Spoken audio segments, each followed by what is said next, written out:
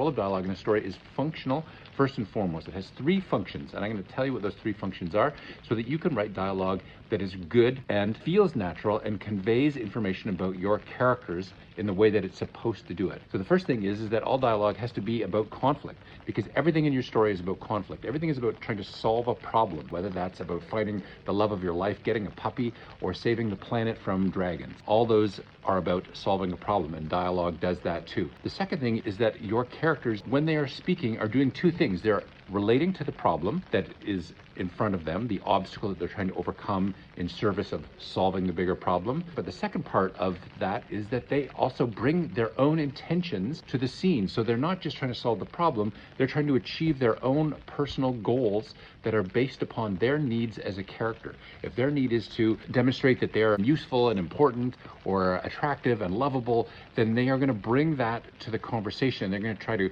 use the conversation to achieve their intentions, which are personal, as well as the goal of the story as a whole. The third thing is that people are not going to talk in a very straightforward manner a lot of the time, because you need to understand what is the value and what is the cost of addressing the problem head on. When people need to deal with a problem, especially an emotionally charged problem, they can't deal with it straight on because it will lead to a rift between them and their mother, or them and their father, or them and their child, or them and their dog. And so they will oftentimes flirt around the problem.